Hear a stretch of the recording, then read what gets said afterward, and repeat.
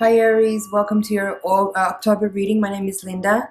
Already shuffled the cards and thrown your spread for you. So what we have here is where you are now, challenge you face, the resources you can use, the hidden forces, the potential outcome. Okay, and we're going to take one room to give insight on what is the spiritual lesson in your current experience. So what do we have there? Okay. All right, give me a second here. This actually looks really good. This looks like something major has occurred here that is creating a turning point or a shift out of a difficult time, out of a challenging time, into one where it feels like there's movement forward. You're finally gathering momentum. Things are making a turn for the better. And you're coming out of a period where you may have felt isolated, where you may have felt financially struggling. Maybe you've had some physical illness. There maybe have been some delays on things moving forward, whether that is some kind of work projects or whether it's just how you've been feeling internally with your own progress. There's been a feeling here maybe of delays or restrictions or resistance, but now things feel like there is all of a sudden a kind of movement forward where things actually start to feel good again. So you have the Wheel of Fortune in the first position of your reading, which is where you are now. So this is really cool. This is the feeling of things finally starting to have momentum. There's a turn for the better. This is the manifestation of the physical evidence of your ideas and inspirations and dreams and prayers actually being manifested in a physical way where you can sort of start to see the results. You may not have actually reached the end of a goal or a project, but you may be finally starting to see the physical evidence or results of things that you had set in motion quite some time ago, as far as ideas and ideas and inspirations that you may have first started to dream about or work with. Now, Eight of Swords in the reverse is here in your position of the challenge you face. So this is about realizing perhaps that maybe some of the restrictions that you might have felt or some of the limitations that you might have been experiencing might actually have more to do with your internal space than external circumstances, and that might be challenging to face, to realize that you might have been the one that could have been potentially getting in the way of your own success. That sometimes happens. It's nothing to beat yourself up over, though. It's totally normal to sometimes have doubts or sometimes be working with maybe insecurities or uncertainties or whatever other factors that might be influencing you to perhaps feel as though something's not possible or things not going to work out the way you want it to or something like that.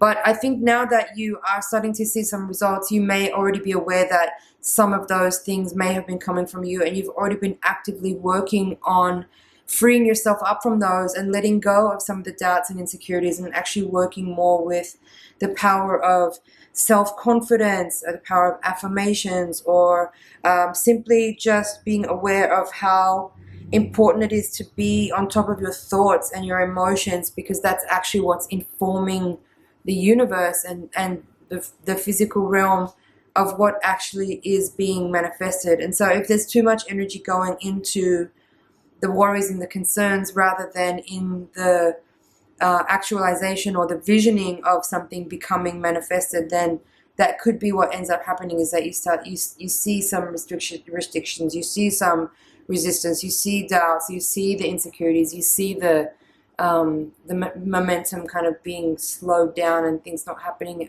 in a timeline that you feel that they could, right? Now, the Five of Pentacles here is in the position of the resources you can use, but it's in reverse, and I actually like it in your reading in that way, in that position. And what I feel is the message here is that it's a breakthrough. It's a breakthrough financially. Both of these cards in the upright positions would talk about some kind of hindrances or difficulties or challenges, but in the reverse position, this is a perfect example of how reversals can actually bring a very positive and beneficial translation or interpretation to the reading. So this is a breakthrough. This is an upturn. This is about focusing on what you actually are working towards and what you're working with, rather than what you don't have, right? It could also be for someone here. This could be about asking for help. This could be about like realizing that maybe there is potential around you for support, and maybe you've been just simply a little too independent or unwilling to ask for help. And maybe this is the moment where you realize that it's actually okay to ask for help. Not only is it okay, but maybe people around you have been even waiting for you to ask for help and are very willing and ready to do so, but they're not going to offer. It kind of needs to come from you. Like, you need to approach them. It's not going to be like that someone will just simply come to you and offer you a handout. It needs to be that you approach them to ask for that support. And coming through with very clear communication about that will be very beneficial to you, I feel. I think there's also, in the Five of Pentacles in the reverse here, it could be, if it's not actual financial support, it could simply be here that you need to realize that there is support around you. There are people that care about you. There are people rooting for your success.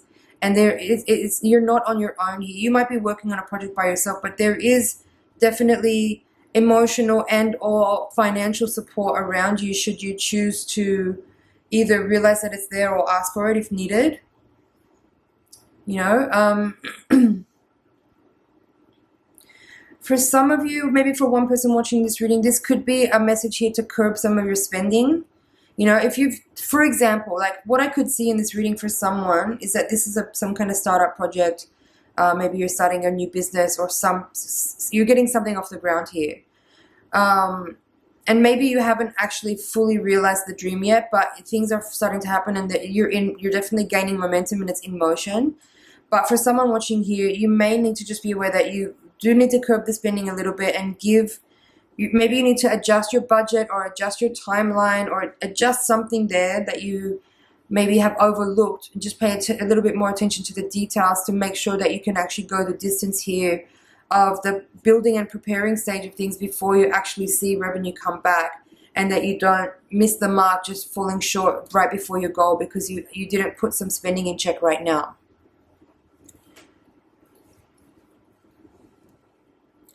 Okay, let's go to the bottom line now. So this card, Queen of Swords, is in the position of the hidden forces. This, I feel like, is a person for someone watching this reading.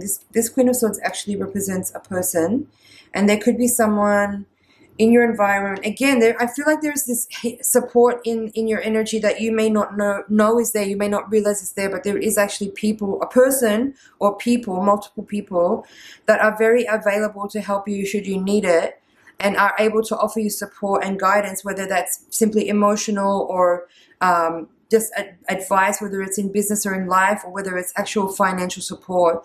That it is there around you, but you may not be aware of it, and you may not be willing to ask for it, or you might not even just simply understand that it's there. So that's for someone. For other people, I feel this Queen of Swords is you, and this is about your discernment. This is about you realizing that what you're growing into here is just a very sharp mind, a very sharp, wise mind. This is also a development in really clear communication, both internally and externally. The Queen of Swords says just what needs to be said in the most clear and distinguishable way. Is that the right word? Like, the Queen of Swords communicates in a way so clear that it cannot be misconstrued or misunderstood. So that's either a skill that you have or that you're cultivating right now, in particular in relation to the work that you're doing or the project that you are developing here. But it's also about, as much as I was talking there about, you know, insecurities and doubts and fears and things that may cause resistance and reluctance and hindrances in something happening or unfolding, that has everything to do with the way you speak to yourself internally. So that's also a very big message of this reading coming through in the area of the reading of what are the hidden forces. So the more you become aware of that and the more disciplined you become around that, the quicker you'll see results in your external environment with regards to not just this project, but life in general, anything that you're working on, anything that you're doing. Now, Seven of Worlds is here in the outcome position or potential outcome position of the reading. I love the Seven of Worlds in this deck. It's very fiery. Obviously, the Worlds is normally a Pentacles energy, a Earth energy, but this feels very fast moving. It feels like something profound has shifted. As I said, I felt that in the reading when I first put the cards down, but I'm gonna also give an interpretation here of the Seven of Worlds because I feel like from the traditional tarot, because I feel like that's also relevant here. So what I'm picking up, because you have the Five of Pentacles here, in reverse, and the Seven of Pentacles is here. And with this Ten of the Wheel of Fortune, I feel like there is some like evidence or momentum or actualization of something that you've been working on. But it may not, like I said at the beginning, you may not be at the full completion or the culmination of that project or goal or experience, but you've definitely made some major progress, and there is a breakthrough here. But I feel like there's still more to go. The message of the Seven of Pentacles here is patience. It's also determination and continuation of hard work. It's understanding that it is a long project, like it's a long game here. There has been some successes. You are seeing the rewards of some part of the work, but there is still further to go.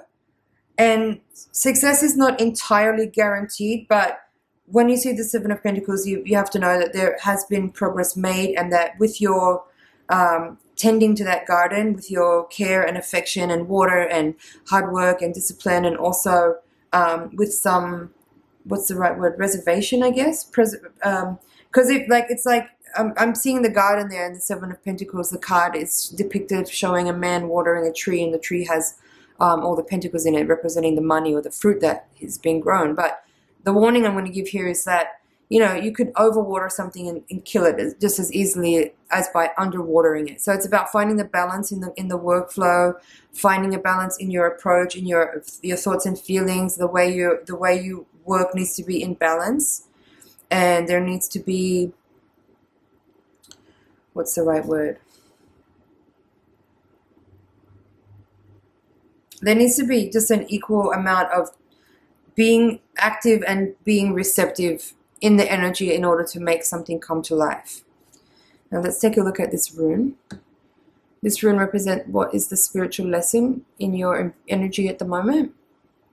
This is called Berkano, and it's representative of the birch tree. You have it in reverse in your reading. But what it says here is birth, general fertility, both mental and physical growth, liberation, regenerative power, and the light of spring. Renewal, the promise of new beginnings, new growth, arousal or desire, a love affair, or a new birth. So there's a lot of fertility, a lot of growth in this, in the energy of this rune. What else is here? Yeah, the prospering of an enterprise or a venture, exactly what we've been talking about this whole time. So I do feel there is an energy of growing here. There's an energy of abundance and fertility, prosperity. There could also be, again, as I said, a warning here about maybe being too careless with money and maybe needing to reel it in a little bit and just be aware of being able to go the distance. There's also this strong message here about anxiety and managing your thoughts, managing your internal language and your external communication as well, to become much more discerning and distinct and succinct with your communication in order to reach your goals without with a lessening of any resistance or interference that might come about if you give too much voice to the fears and the insecurities that come up along the way. All right, just checking over here, but I feel like we've covered everything. Yeah, I'm going to leave it there. Thank you so much, Aries, for watching. It's been an honor and a pleasure to read for you. Please like, share, comment, and subscribe, and I'll see you in the next reading. Bye for now.